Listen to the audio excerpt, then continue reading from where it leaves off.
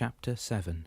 Quite anxious to see if the little man with the goatee would come back to Dan's room, and since she wanted to spend as much time as possible with her husband, Malou stayed at his bedside for the rest of the afternoon. She talked to him a little, but given the fact that maintaining a conversation seemed to be demanding a lot of effort on Dan's part, she read a few articles out of the magazine that Dante had brought back from the coffee shop. He stayed for a while, but when he saw that Malou was apparently resigned to the fact that Dan was in for the long haul until he would come out of his comatose state, Dante decided to leave the couple in peace until supper time, when he would come back to pick her up and drive her home. Before leaving, though, he asked, "You sure you'll be okay by yourself?" "I'll be fine, Dante. Don't worry," Malou said, raising her eyes to her friend. "You've brought me plenty to read, and if the little man comes back, I'll ask him what he was doing here earlier. It's probably like you said, he got confused and came in the wrong room." Dante hadn't related his conversation with Raphael and thought it was best to leave the matter alone now that Malou seemed to have calmed down. "Okay then, I'll see you in a couple of hours, okay?" "Sure, that'll be fine," Malou replied, looking at her wristwatch. "How about I'll meet you in front, by the main entrance, at 8 o'clock? It will save you from finding a parking spot again." "That sounds good to me. I'll be there at 8 then," Dante said, walking to the door of the room. But as he was about to grab the handle, Malou asked, "What about Dan's car?" Dante turned around. "What about it?" "It's just that I didn't think about it before, but has either of you guys brought it back to town after the accident?" "Yes, I think Heath drove it into the garage. Why?" "Oh, nothing really," Malou replied absent-mindedly. "I thought maybe Heath could give it a good wash, since he's probably going to use it to go shopping while I'm here, that's all." "That's a good idea, because with the salt on the road already, it's better to have it washed now before the bad weather sets in." "Yeah, that's what I thought," Malou said. "And I think I'll get mine through the car wash too, since I'll be home tomorrow." "You're staying home tomorrow?" Malou asked, surprised and closing the magazine in her lap.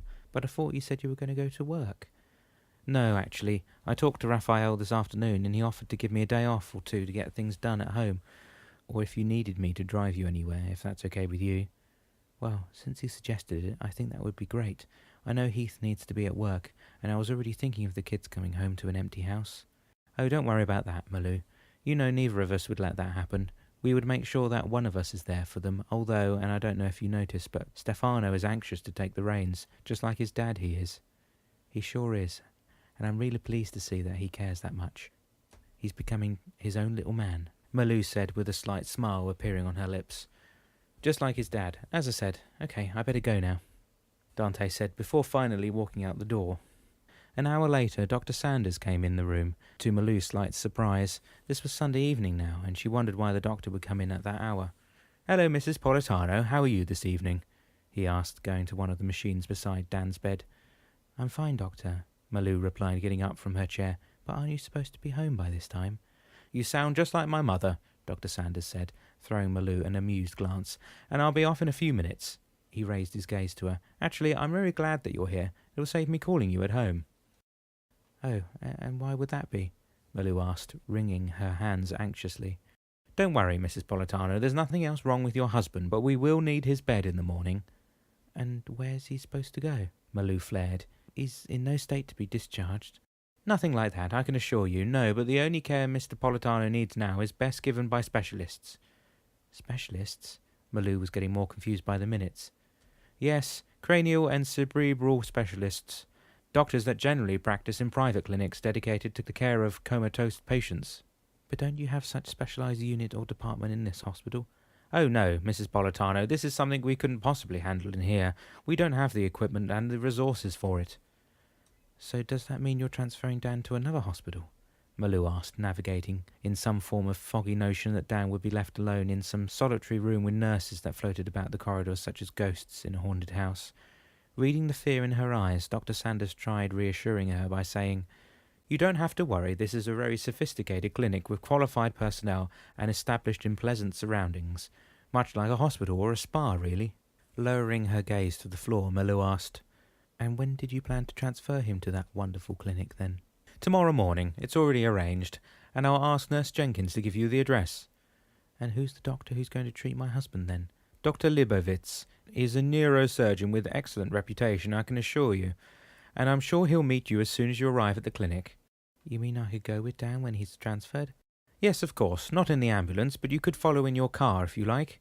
"All right, then. And what time should I be here?" "If you can be here at 9:30, that would be perfect." Malou nodded.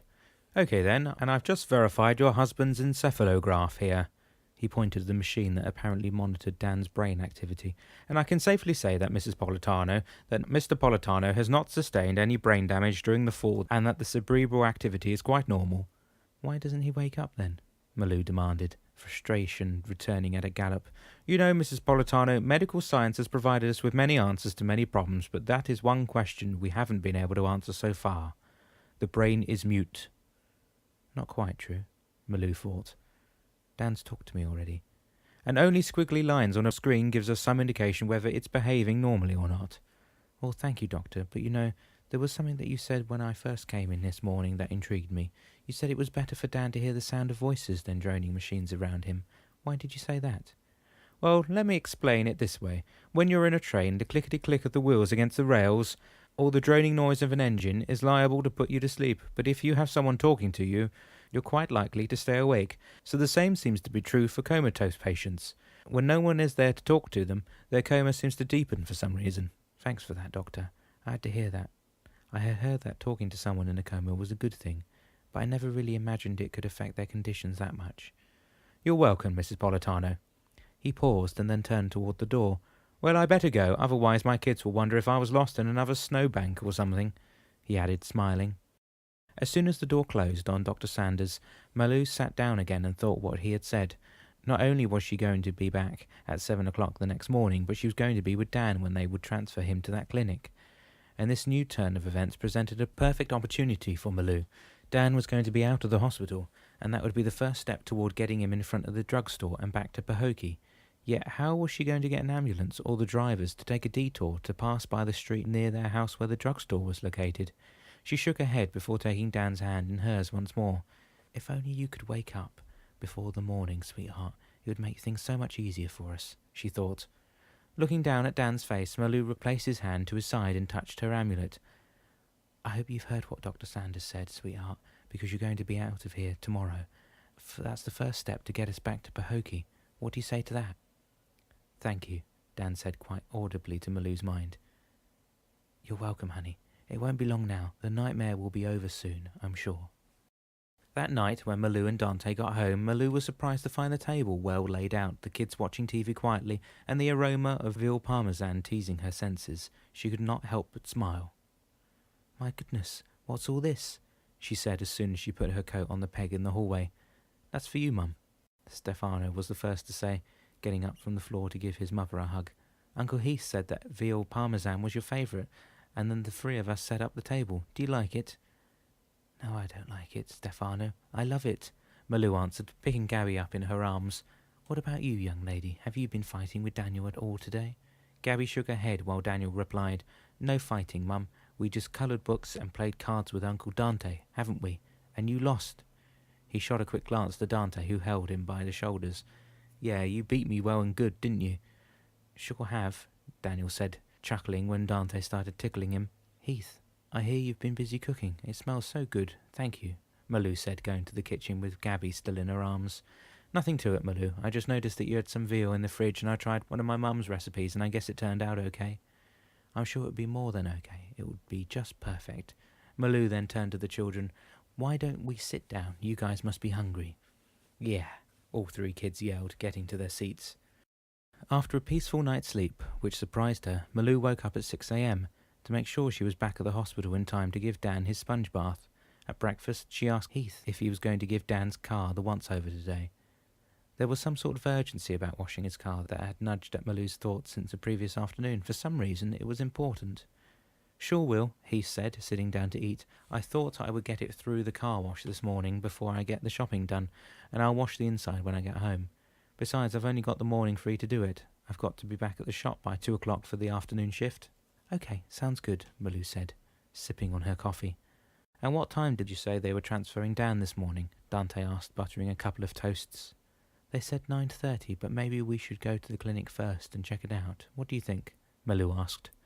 I don't know that it will serve any purpose. It's not like we've got a choice, is it?"